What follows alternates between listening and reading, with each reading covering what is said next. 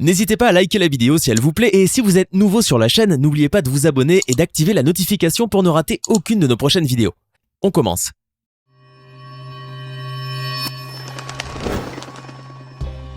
Bonjour et bienvenue à tous. Généralement, on a une idée plus ou moins précise des animaux qui peuvent nous blesser mortellement, à cause de leur réputation, de leur apparence ou encore de leur taille.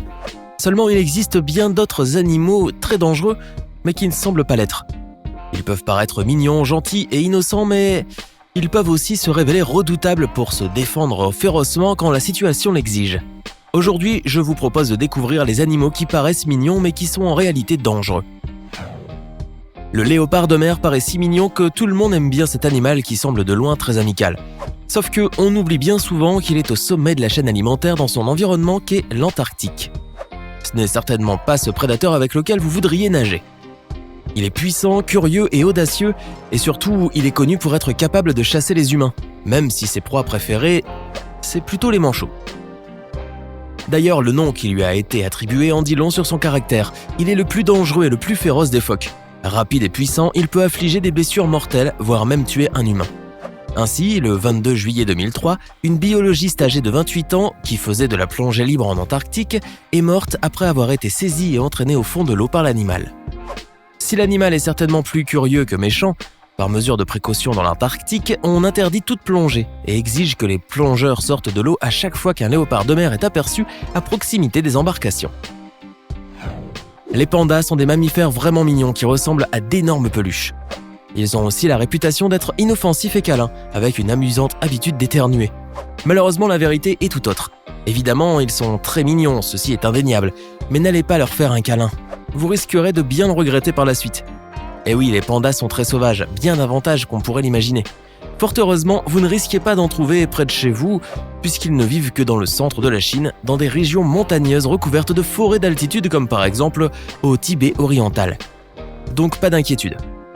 Et en ce qui concerne les pandas domestiqués, ils sont bien moins dangereux que ceux qui sont sauvages. Néanmoins, mieux vaut ne pas s'en approcher de trop près car ces créatures, sous leurs airs mignons, peuvent arracher une tête en un clin d'œil. En effet, la morsure d'un panda est l'une des plus fortes de toutes les carnivores. Au final, même s'ils paraissent adorables, ils sont en vérité agressifs, et même quand ils sont domestiqués, les pandas demeurent sauvages par instinct. Avec ses gros yeux globuleux, le loris est certainement le mammifère le plus adorable du monde, et ses vidéos virales font régulièrement le tour du web. Mais mieux vaudrait tout de même trouver un autre compagnon sur lequel craquer, parce que celui-ci est aussi le mammifère le plus venimeux du monde. Les espèces de loris sont nombreuses. Et celui qui est nommé le paresseux est particulièrement dangereux. Et il n'est pas le seul à l'être car le loris lent possède aussi un venin extrêmement toxique. Heureusement, le loris, qu'il soit dit paresseux ou lent, ne mord pas à tout va. Il n'est agressif que lorsqu'il se sent menacé. Par contre, si cela se produit, le loris peut faire subir à sa victime un choc anaphylactique, entre autres conséquences. D'ailleurs, selon les scientifiques, la morsure du loris est plus ou moins l'équivalent à celle du cobra. Ils sont vraiment terrifiants, ces petits monstres. La belle couleur jaune de cette grenouille pourrait bien attirer votre attention. Néanmoins, il serait bien préférable de rester à l'écart si vous la croisez un jour. Et pour cause. Originaire des régions de Choco et de Valle del Cauca en Colombie, le Phyllobates terribilis de la famille de Dendrobatidae est la grenouille la plus venimeuse du monde. Son venin peut tuer 10 à 20 hommes par simple contact, n'est-ce pas incroyable ? Cependant, si son venin est aussi toxique, ce n'est pas sans raison. En fait, les Phyllobates terribilis se nourrissent d'insectes et d'arthropodes qui contiennent des alcaloïdes, c'est-à-dire des molécules contenant un atome d'azote. Ensuite, ces grenouilles séquestrent ces alcaloïdes et les modifient chimiquement pour qu'ils deviennent un poison, la batrachotoxine. Enfin, cette espèce de grenouille sécrète cette toxine par de petites glandes de sa peau et peut ensuite l'utiliser à tout moment. Il faut croire que les Phyllobates terribilis sont des espèces d'une extrême dangerosité.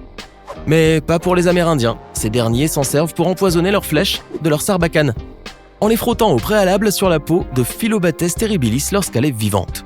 Avec ces fléchettes, ils peuvent ainsi tuer des petits animaux comme des tapirs.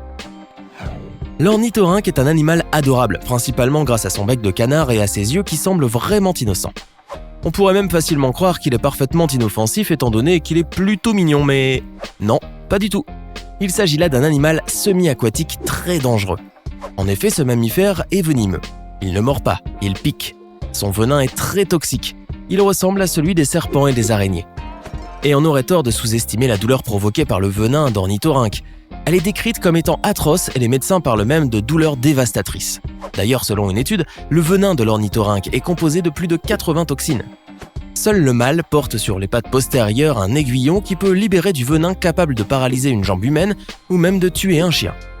Cependant, pas de panique, il n'est possible de croiser cette créature qu'en Australie de l'Est. Voici la pieuvre à anneaux bleus, un poulpe qui vit sur les côtes du sud-est de l'Australie, en Nouvelle-Calédonie et dans le bassin Indo-Pacifique. Parmi toutes sortes de poulpes, celui-ci est certainement le plus attirant et le plus beau, et en temps normal, sa couleur varie du gris au jaune pâle. Mais quand cette pieuvre se sent menacée, elle se couvre d'une cinquantaine d'anneaux d'un bleu éclatant. Quand cela se produit, la pieuvre cherche à envoyer un message clair au reste du monde. Ne pas s'approcher. Et si sa menace ne retrousse pas vite chemin, eh bien, elle finit par le regretter très amèrement. En effet, malgré sa petite taille, il est l'un des seuls céphalopodes capables de tuer un humain. Comment ? Eh bien, cette pieuvre dispose d'un venin dangereux appelé la tétrodotoxine. Ce venin provoque une détresse respiratoire et toutes les victimes humaines de la pieuvre à anneaux bleus risquent malheureusement la mort s'ils ne sont pas transportés rapidement dans un centre médical. Autant dire qu'il est préférable de ne pas s'approcher de ce joli et petit céphalopode qui semble inoffensif mais qui en réalité est un tueur orgueilleux. Cette espèce de poisson est un poisson globe, c'est-à-dire qu'il possède la capacité à se gonfler jusqu'à multiplier plusieurs fois sa taille, le rendant impossible à avaler pour ses prédateurs. Mais il n'a en fait même pas besoin de cette astuce pour faire face aux prédateurs. En effet, le tétraodontidé est loin d'être aussi inoffensif que votre poisson rouge, loin de là. Il est le vertébré le plus venimeux au monde après le Phyllobates terribilis dont nous avons parlé. Le poison que le tétraodontidé sécrète, la tétrodotoxine, paralyse le diaphragme de tout être humain en contact avec lui. On vous recommande de ne pas en commander au restaurant, seulement on en mange. Une espèce du tétraodontidé, le poisson fugu, qui contient également de la tétrodotoxine, est considéré comme un très bon plat au Japon, en Corée et en Chine lorsqu'il est préparé par des chefs spécialement formés qui savent spécifiquement les préparer et qui savent déterminer à quel point la chair peut être consommée crue sans danger. Et pourtant, il existe tous les ans une poignée de morts causées par la dégustation de ce délicieux poisson. Avez-vous déjà vu dans l'eau un de ces jolis coquillages en forme de cône et aux couleurs chatoyantes ? Si oui, il vous est peut-être alors venu à l'idée de les ramasser pour les rapporter chez vous. Attention, ces petits coquillages en apparence inoffensifs sont peut-être des conus et peuvent renfermer un venin des plus dangereux. Le cône géographe particulièrement, bien qu'il soit très beau, contient un venin mortel. On le trouve dans l'océan Indien et dans l'ouest de l'océan Pacifique. Sa coquille est de couleur marron parsemée de taches blanches et mesure 16 cm. Donc si un jour en vacances, vous trouvez un coquillage semblable, surtout ne le touchez pas. Il dispose d'une arme redoutable, un dard contenant un venin foudroyant qui paralyse sa victime et la tue en quelques instants. Si le cône géographe pique un humain, celui-ci mourra dans 70% des cas en moins de 2 heures. Cet effet est dû à la composition de son venin, du nom de conotoxine. Celui-ci provoque une paralysie des muscles, y compris des muscles respiratoires. Et pour ne rien arranger à cause de la complexité de la composition de ce venin, il n'existe aucun antidote efficace contre la piqûre du cône géographe. Mais il n'y a pas à dire. Mourir à cause d'un coquillage, c'est vraiment avoir la poisse. Passons maintenant à notre animal préféré et à celui que nous n'aurions jamais imaginé être sur cette liste, le pingouin. Cet élégant oiseau de mer se caractérise par son caractère adorable et un peu maladroit et contrairement aux animaux que je vous ai déjà montrés dans cette liste, aucun type de pingouin n'est venimeux.